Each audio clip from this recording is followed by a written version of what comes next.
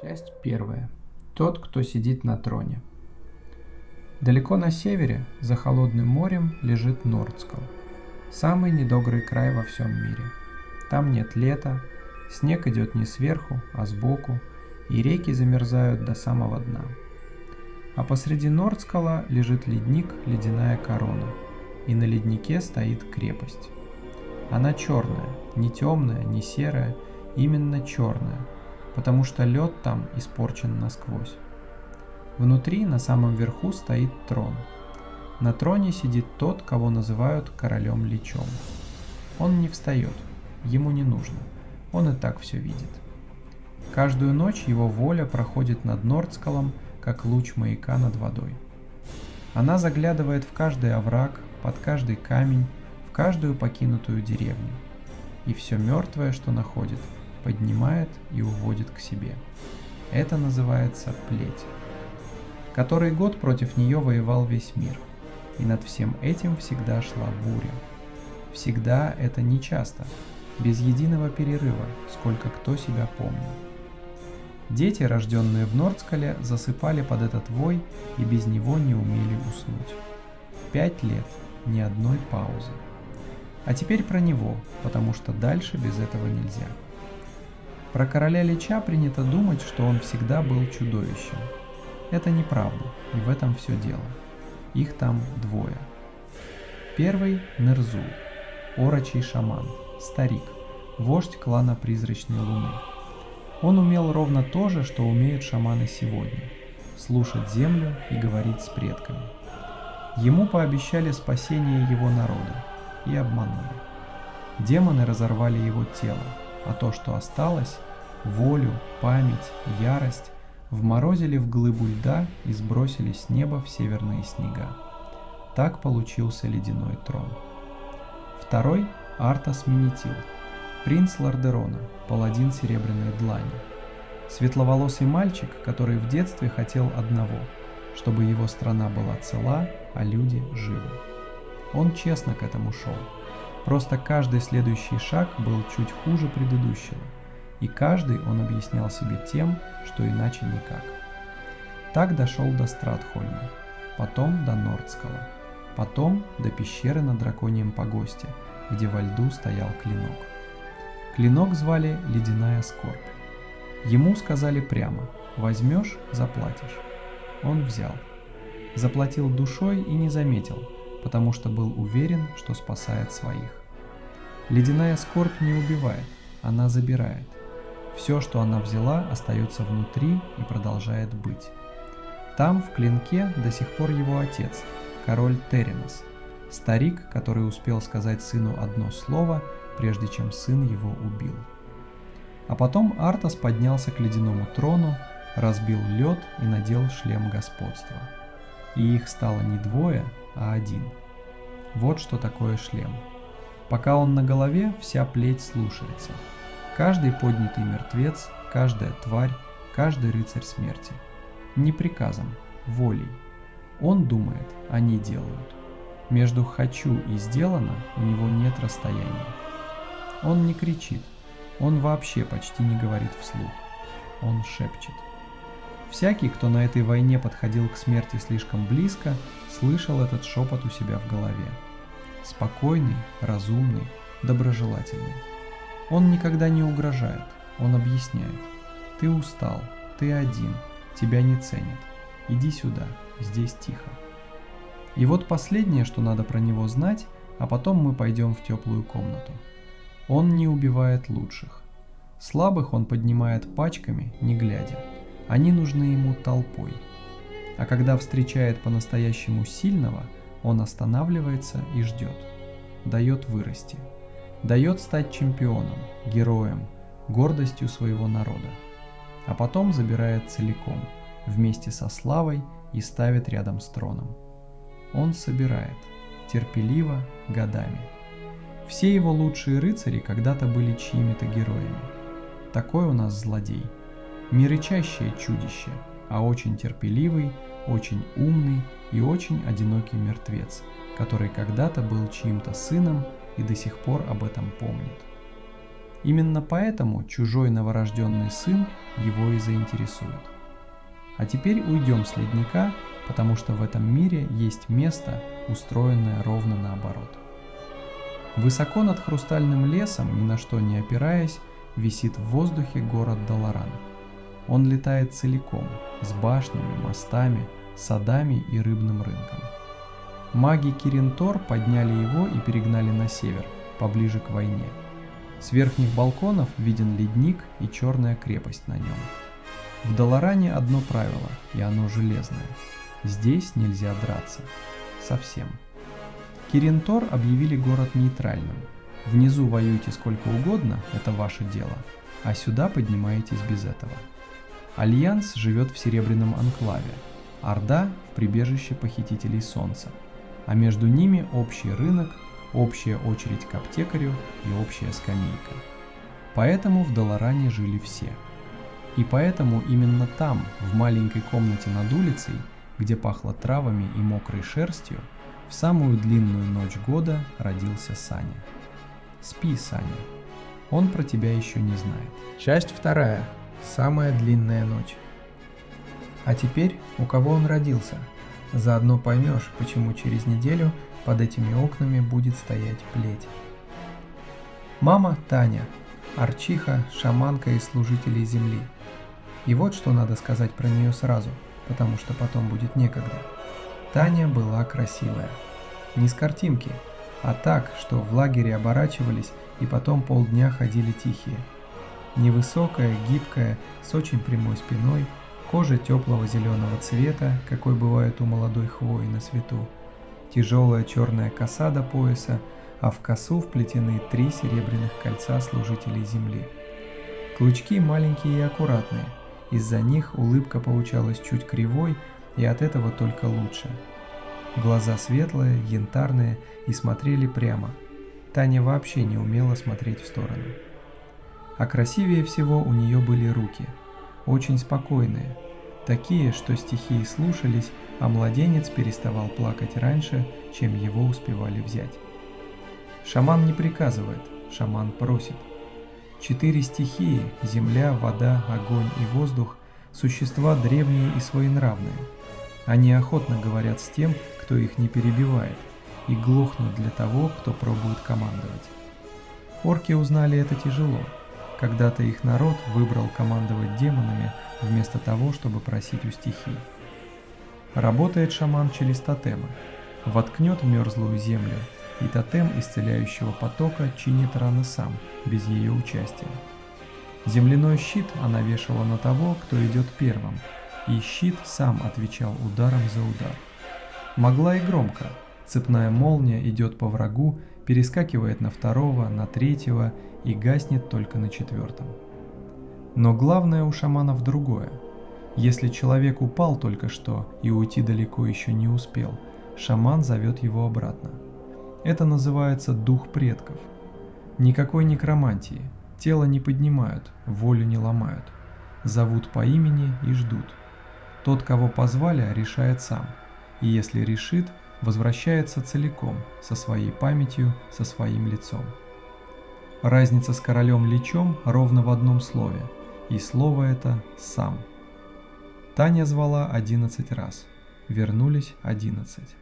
За ней посылали через полконтинента. Папа Максим, Таурен, друид из круга Кинария, ордена архидруида Хамуула рунического тотема. Огромный, не крупный, огромный. В дверь входил боком, садился медленно и привык, что под ним все скрипит.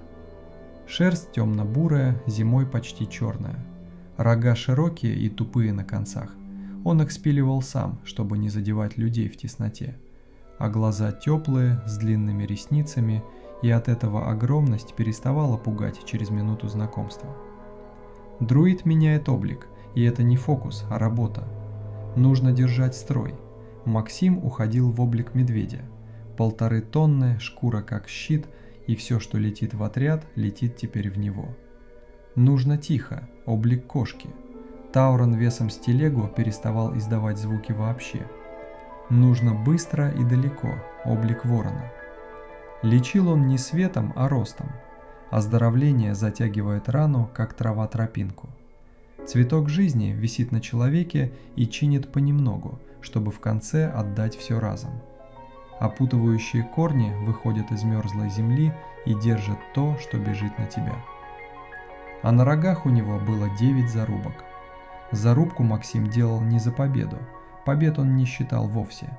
Он делал зарубку, когда выносил кого-то из-под плети на себе. 9 зарубок, 9 человек, которые дожили до сегодня. 9-я была свежая, 3-недельная. Ее он поставил, когда шел из-под врат гнева в облике медведя 4 мили, а на спине у него лежал знаменосец, и Максим всю дорогу разговаривал с ним вслух, чтобы тот не замолчал. А теперь то, без чего дальше ничего не понять. У Максима и Тани были друзья.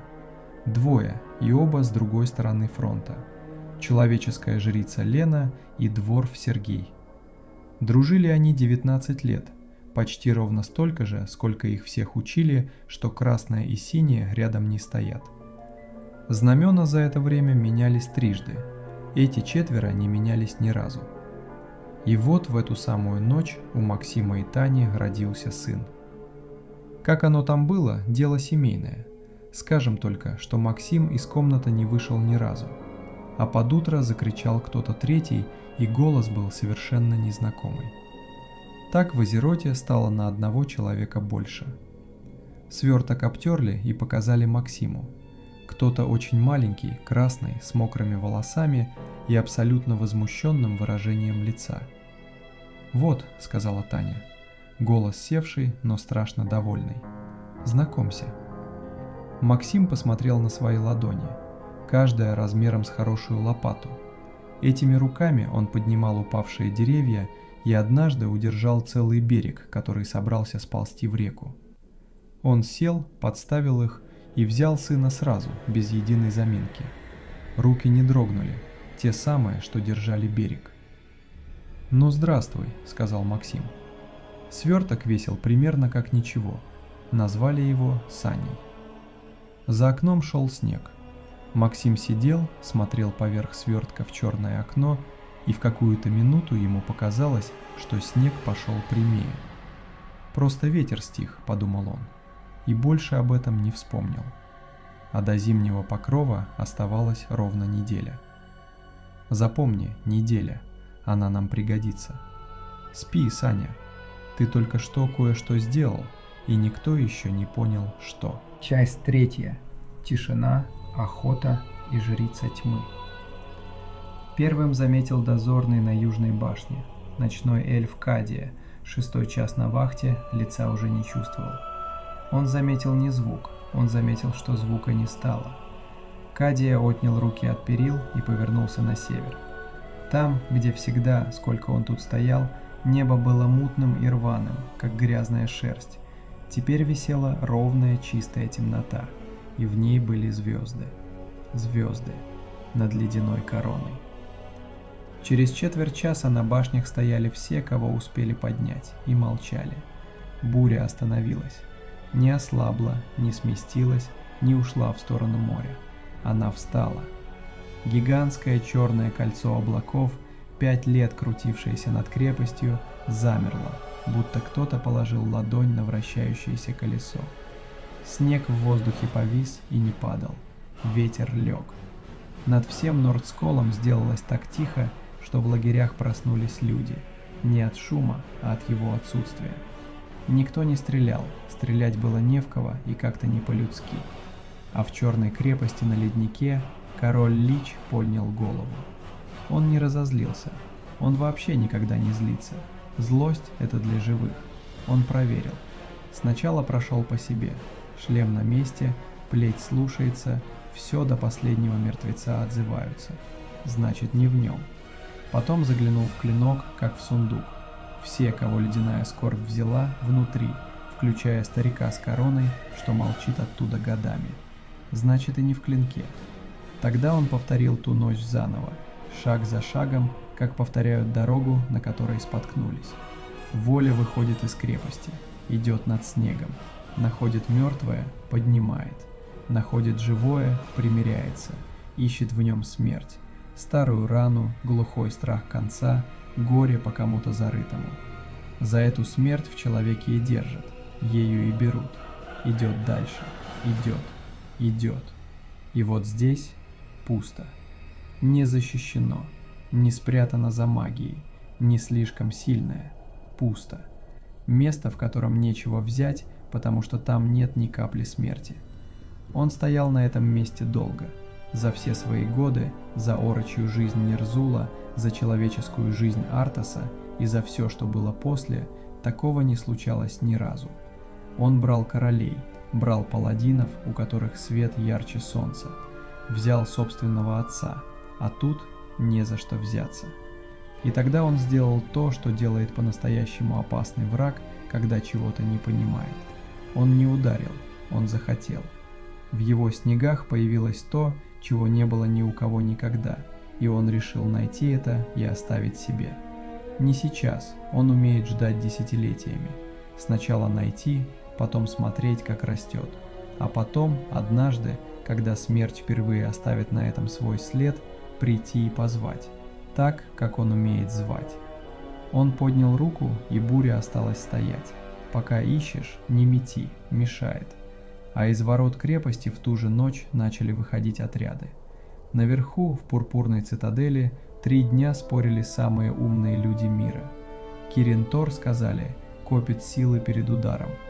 3 дня Нордскол укреплялся, удара не последовало. Серебряный авангард сказал, знамение, враг слабеет, надо идти вперед. Отряд двинулся на север, и плеть встретила его, как всегда, значит, не слабеет. А рыцари черного клинка, пришедшие из черного оплота, те, кто сам когда-то носил в голове чужую волю и вырвался, сказали коротко: он не копит и не слабеет, он ищет и ждет.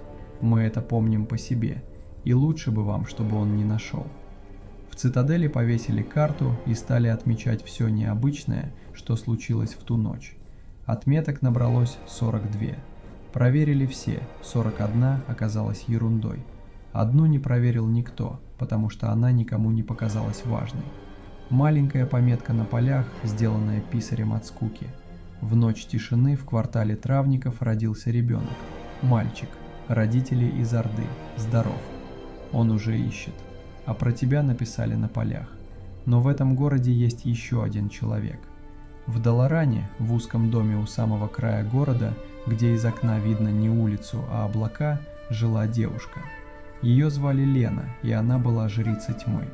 Смотреть на нее было приятно и самую малость боязно. Худая, очень прямая, всегда в темно-сером. Жрицы тьмы не носят светлого. Не из мрачности, а чтобы не было видно, сколько ночей они не спали.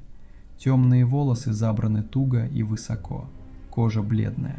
А глаза серые и очень спокойные, и смотрят они на человека чуть дольше, чем принято, и человеку от этого почему-то делается легче. Свет она знала прекрасно, слово силы, стойкость, и у солдата прибавляется сил дожить до утра. Слово силы, щит, и вокруг встает светящаяся скорлупа, которая держит первый удар. Лена делала это по 40 раз на дню и лучше многих в церкви. Но настоящая ее работа была другая, и церковь ее не любила. Мысленный бич, когда чужой разум трогают напрямую. Психический вопль, когда враги бросают оружие и бегут, а ты не сделала ни одного движения. Вампирическое прикосновение, когда чужая боль идет тебе в силу. В мирное время за такое отправляют каяться в дальний монастырь. Но шла война, и к Лене стояла очередь. Ей дали угол в Даларане и очень вежливо не спрашивали, как именно она работает. Спи, Саня, он уже ищет, а в этом городе живет тетя Лена. Часть 4. Тетя Лена и дворф в окопе. А работала она так. Привели однажды парня из-под врат гнева. Совсем молодой, руки трясутся, 3-ю неделю не спит, на людей не смотрит. Лекари развели руками. Раны нет, лечить нечего. Лена посадила его напротив, взяла за руку и вошла. Не в мысли и не в память, в страх. В то место, где у человека темно и куда он сам не заглядывает. Там было холодно и очень тесно, и в углу сидело то, что он привез с собой с погоста. Лена с ним поговорила, потому что темнота не злая, она просто очень большая, очень старая и давно привыкла, что ее боятся. С ней никто никогда не разговаривал по-хорошему, а Лена разговаривала, и темнота, польщенная вниманием, отдавала то, что держала. Через 1,5 часа парень заснул прямо на стуле. Через неделю вернулся в строй. А теперь про ту очередь, о которой в лагерях говорили шепотом. Была у Лены отдельная запись, и туда попадали не те, кто просто боится. Туда попадали те, кто слышал голос следника и не мог перестать. Ты уже знаешь, как он разговаривает. Он не угрожает, он утешает. Один сапер рассказал Лене, что голос звал его домашним именем. Так его называла только мать. Мать умерла 9 лет назад, и голос знал даже, как она растягивала последний слог. Тех, кто дослушивал до конца, встречали потом в поле уже с другой стороны. Так вот, если говорить совсем прямо. 5 лет король Лич собирал себе людей шепотом. И столько же лет одна девушка в узком доме на краю Даларана забирала их обратно. Он звал, она отвечала. По одному. Молча. Без единой битвы, без единого знамени. 300 с лишним человек. К нему не ушел ни один. Соседи по храму называли это работой на той стороне и слегка ее побаивались. «И правильно», — сказала Лена, когда ей это передали. «Зато не лезут».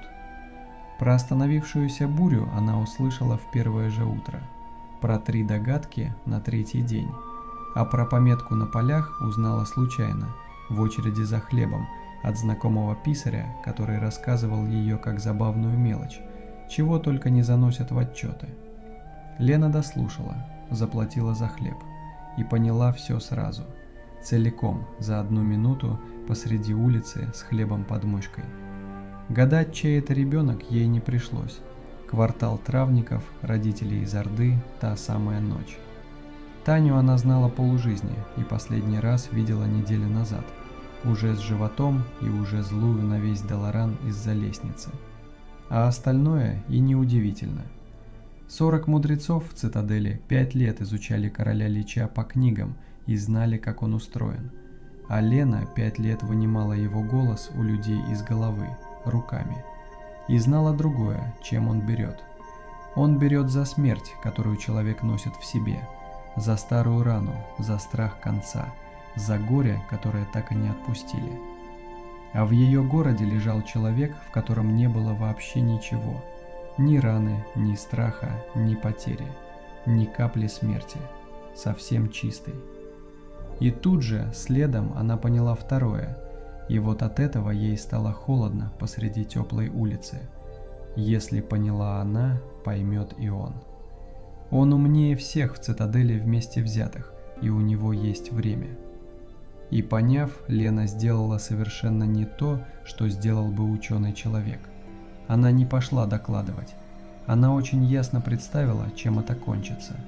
Любой из 40 немедленно захочет на ребенка посмотреть, потом измерить, потом записать, потом внести в реестр, отправить копию в Штормград и поставить у двери охрану, из лучших побуждений, разумеется.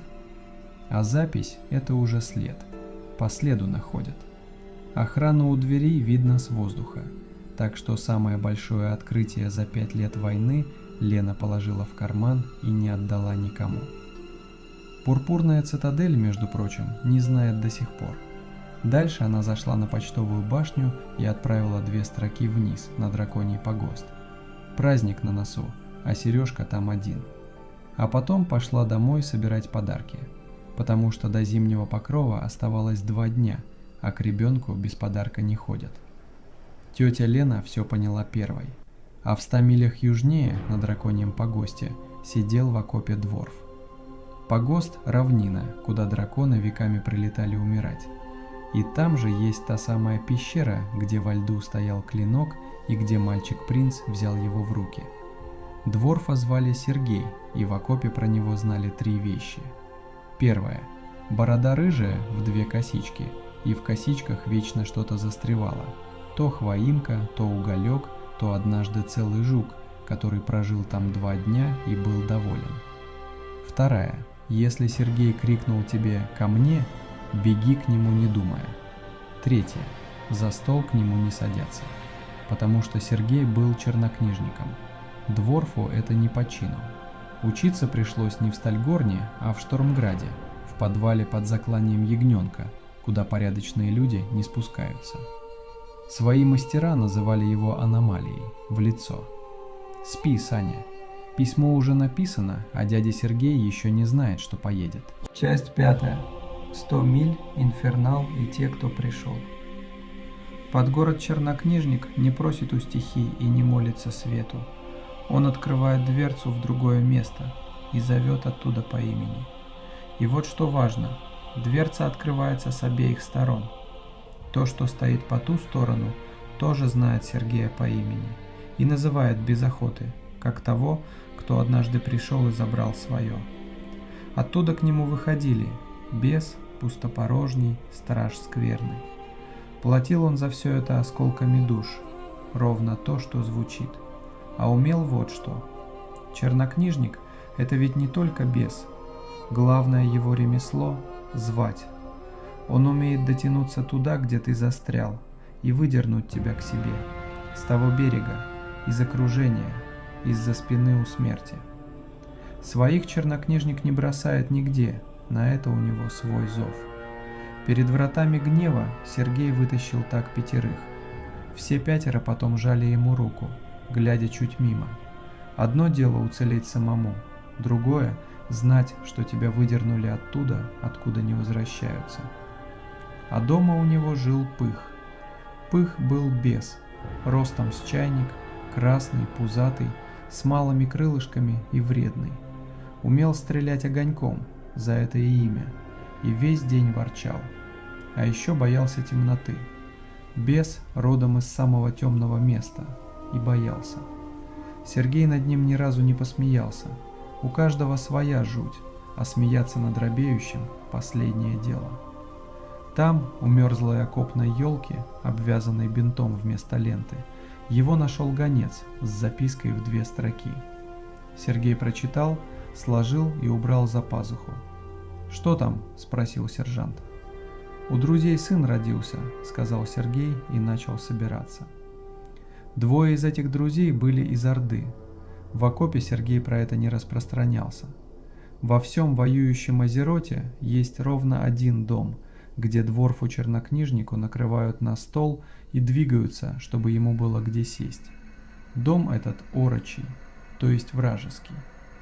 Грифона не дали, всех подняли на дежурство. Сергей пошел пешком. 100 миль.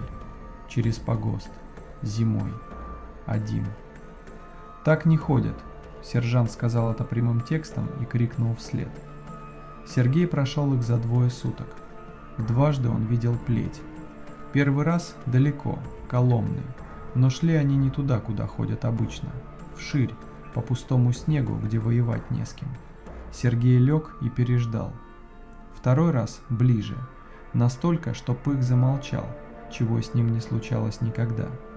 И в этот раз спрятаться не вышло, его увидели. 2 десятка фигур развернулись разом, как разворачивается одна, потому что думает за них всех один.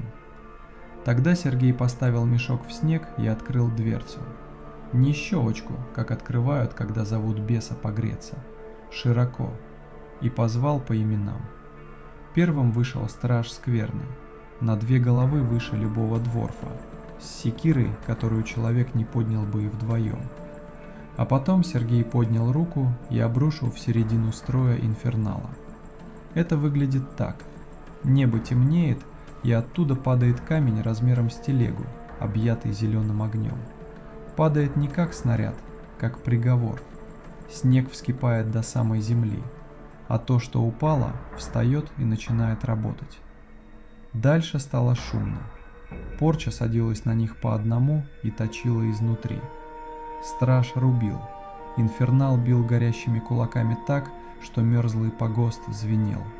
А Пых все это время сидел за пазухой, зажмурившись, и пыхал короткими огоньками вслепую, никуда. Один раз, впрочем, попал. Через несколько минут на снегу не осталось стоять ничего. Сергей отряхнул бороду и закрыл дверцу. «Вот и славно», — сказал он. «Славно?» — взвился Пых. «Да ты же их...» «Их. Пошли, пока следующие не пришли». Драка — это шум, а на шум приходят следующие. И следующих за холмом было 1010. Остаток той ночи Сергей шел быстро и не оглядывался. Вот тебе и аномалия. А на леднике это заметили. 20 фигур перестали отзываться разом, будто с доски смахнули горсть.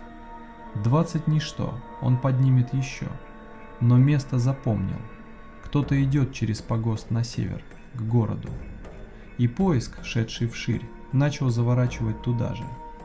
Сергею этого не сказал никто и никогда.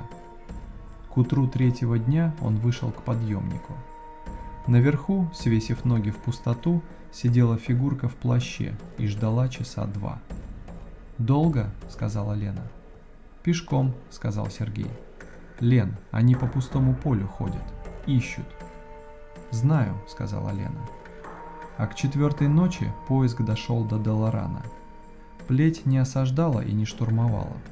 Отряды заглядывали в деревни, лагеря и пещеры, смотрят и уходят. А в ту ночь они пришли под город. Стояли внизу, задрав головы. Целое поле неподвижных фигур. Ни на стены, ни на башни, просто вверх. Маги Кирин-Тор стояли со щитами и ждали удара. Удара не было. Было хуже. Воля короля Лича поднялась в город и пошла сверху донизу, дом за домом, комната за комнатой. Спокойно, как хозяин обходит свой склад. Она нашла всех. Магов с их тревогами, солдат с их памятью, стариков, детей, кошек, крыс.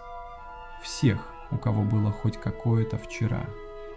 И один раз она прошла прямо через маленькую комнату над улицей, где пахло травами и мокрой шерстью. Прошла и не остановилась. Прошла мимо колыбели, как рука мимо пустой полки. Он искал того, кто есть, а Саня был тот, кого еще нет. Спи, Саня. Он прошел мимо и не нашел. Часть 6. 2 слова. Праздник и полная комната подарков. А Таня в ту ночь не спала. Она сидела у колыбели и держала руку на боку сына. Ближе к утру по комнате прошел сквозняк. Холодный, сухой, из ниоткуда. Таня подняла голову. Окно было закрыто.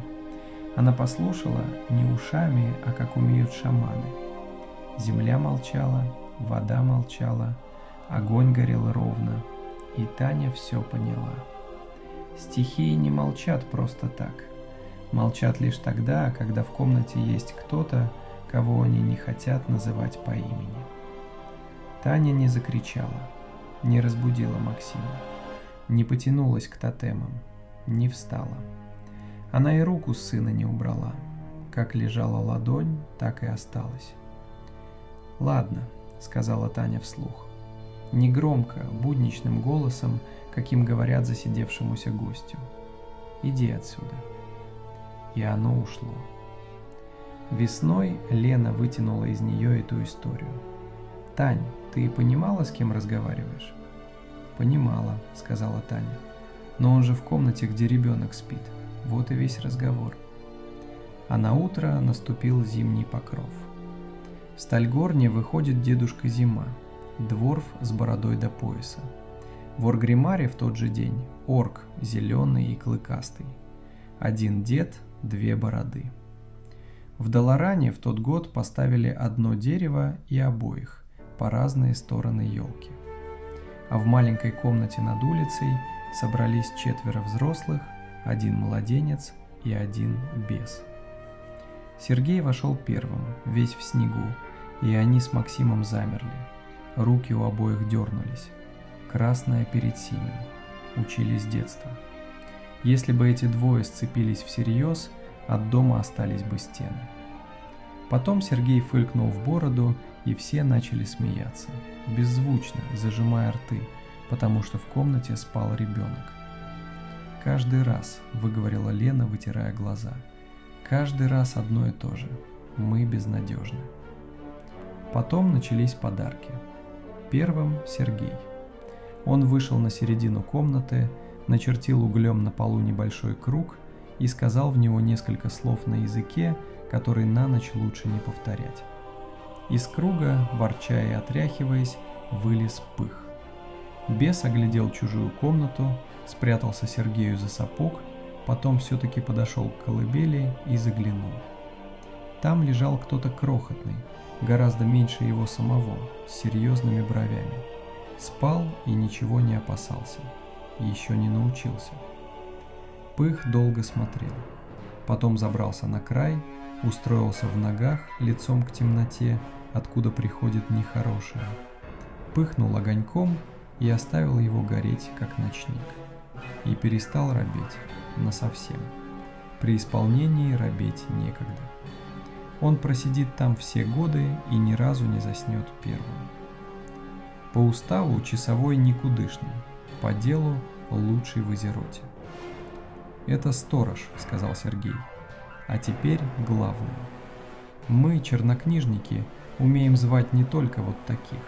Мы умеем звать своих. Запомни, где бы ты ни оказался, на другом краю мира, совсем один, позови нас, и мы тебя оттуда вытащим, хоть с края света. Это мы умеем лучше всего». Потом встала Лена. В руках у нее не было ничего. «Мое в мешке не носят», — сказала она и положила ладонь Сане на грудь. Сначала щит, тонкий, невидимый, тот самый, что жрецы ставят перед самым тяжелым боем. Его не видно, но первый удар, который однажды в тебя полетит, он примет на себя. Беды в жизни будет много, она у всех бывает, но первую всегда снимет он. А потом слово силы, стойкость, чтобы здоровья хватило надолго, жить целую жизнь, а она длинная. Максим взял пустой горшок с сухой землей, сел на полу колыбели, положил сверху ладонь и закрыл глаза. И ушел, не с места, тело осталось сидеть. Ушел внутрь, в изумрудный сон. Этот сон лежит под всем миром, как подкладка под плащом. Азерот такой, каким был бы, если бы его не портили. Хозяйка ему — Изера, которую зовут Сновидицей. Плети туда нельзя, там нет мертвого. Но оттуда легко не вернуться. Заснешь на теплой траве глубже, чем хотел, и останешься. А в те годы по сну расползался кошмар. Максим ходил туда 40 с лишним раз и вернулся 40 с лишним. В круге его звали «Тот, кто помнит дорогу назад». Он открыл глаза. В горшке из сухой земли торчала живая ветка с листьями. Она не завянет, она не отсюда. Ей ваш мороз не указ. А потом Максим накрыл ладонью всех разом. Колыбель, Таню, гостей и наложил знак дикой природы, с которого друид начинает всякое доброе дело, чтобы росло ровно и в свою сторону. Друиды иначе не умеют, сразу на всю комнату. А ночью он сказал одной Тане то, чего не говорил при всех. Тропинку от этой ветки он в том сне протоптал короткую и приметную, в стороне от гнилых мест, чтобы Саня, засыпая, знал, куда идти. Таня встала последней. От меня два, тихий и громкий. Тихий — тотем. Она вынула из-за пояса деревянный столбик с вырезанной мордой и вкопала у изголовья. Тотемы шаман ставит и уходит, а они стоят и делают свое. Этот будет на часах и не заснет сколько нужно. А потом громкий. Она позвала стихии, земля отозвалась гулом, вода качнулась в ведре, пламя выпрямилось и наложило жажду крови. То, что шаман кладет на отряд за минуту до сечи, когда надо успеть, а времени нет. «А у нас это называется героизм», — сказала Лена. «То же самое, один в один. только зовут иначе. Спи, Саня, тебя одарили как следует. Часть 7. Отгадка, 2 знамени и то, что вырастет. Поздно ночью, когда родители наконец уснули впервые за неделю, Лена сидела у колыбели. Рядом не спал Сергей. «Лен, ты ведь с самого начала знаешь, да?» «Знаю. Подумай, чем он владеет? Не землями и не крепостью, смертью. И все живое он чует через нее, нащупывает в человеке смерть, рану, страх конца, горе и держит за нее. Нет смерти – не за что». Она кивнула на колыбель. «А в нем смерти нет вовсе. Ни раны, ни потери, ни страха, не за что зацепиться». В ту ночь воля прошла над Нордсколом и вернула пустоту, как эхолот над ямой. Он впервые встретил того, кого попросту не видит, и остановился. А буря – это его дыхание. Он остановился, она встала. То есть во всем Нордсколе, где сотни тысяч солдат, где паладины и маги, был ровно один, до кого он не мог дотянуться. Да, и он меньше твоего наплечника и спит. Он же не отстанет. Не отстанет и убивать не станет. Он его хочет себе. Таких он не ломает, таких он выращивает. Подождет сколько надо, хоть полжизни, а потом придет и скажет что-нибудь очень разумное. И что мы будем делать? Уже сделали. Я не понесла бумагу в цитадель. Таня сказала 2 слова, и он ушел. А остальное – вот. Она показала подбородком на полку, на горшок, на беса в ногах. Он вырастет. Придет и его черед. Рана, потеря, страх. Поэтому мы и надарили ему полную комнату, чтобы, когда этот шепот придет, Сане было чем ответить. Щит, ветка из сна, тотем в дозоре, бес в ногах. И мы 4. Это и есть вырастить человека. Мы просто успели вперед. «Хорошо мы его забафали», — крякнул Сергей. «Лучше всех в Нордсколе». Под утро все 4 вышли на балкон. У Максима в сумке лежал красный флажок со знаком Орды. У Сергея в мешке синий, со львом Альянса. Они посмотрели друг на друга и развернули оба. Повесили над окном рядом, край к краю. Одеяло кривоватое, из 2 половин разного цвета, неправильное с точки зрения уставов и старых обид. Но ветер под него не заходил, и это было главное. «За Орду», — сказал Максим. «За Альянс», — сказал Сергей. А потом все 4 посмотрели в комнату, где под 2 флагами с зеленой веткой в изголовье, с тотемом в дозоре и бесом в ногах спал Саня. И сказали вместе «За Саню». А теперь то, чего в ту ночь не знал никто, включая того, кто стоял под окном. Он ошибся дважды. Сначала решил, что перед ним пустое место, которое станет обычным человеком, едва его коснется смерть. Потом решил, что подождет.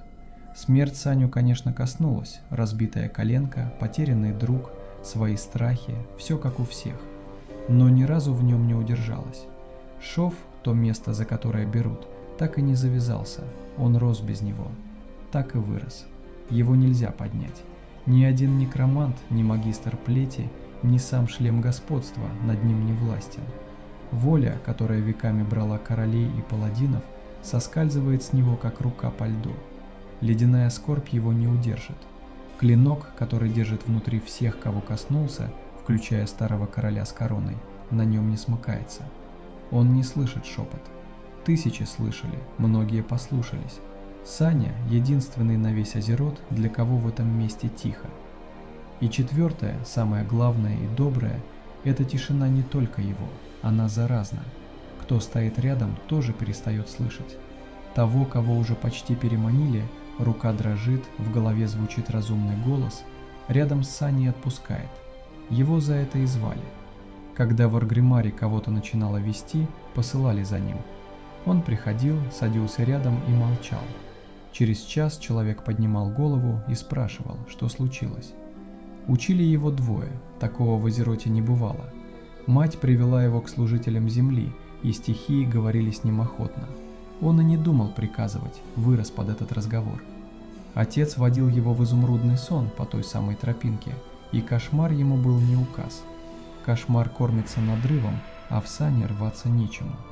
Шаман и друид не учат одного ученика, никогда. Ради сани оба пошли. Так и вышло, что в Аргримаре, в городе, где сила это первое, второе и третье, самым сильным стал он. Не потому, что бил тяжелее всех, многие били тяжелее, а потому, что был единственным, кого нельзя забрать, и единственным, кто умел вернуть чужого. Вот и вторая ошибка. Он подождал, а пока ждал, из пустого места вырос тот, кто отнимает у него уже взятое. А тот на леднике все это время ждал и смотрел. Он собирался прийти и предложить по-хорошему, шепотом, спокойно и разумно, как умеет только он. Он придет и скажет все, что заготовил, а Саня его не услышит. В ту ночь в комнате над улицей спали 4 взрослых, 1 бес и 1 мальчик, крепко, ровно, сжав кулачок, как будто он держал в нем что-то очень важное. А он и держал. Целую неделю тишины на самом злом континенте мира. Не потому, что был сильный, а потому, что был новый. Максим, Таня, поздравляем вас. А тебя, Саня, поздравляем с самым главным, с тем, что ты есть. Спи, буря сегодня не придет. Добрая и злая сказка на ночь. Свет можно оставить. Спокойной ночи.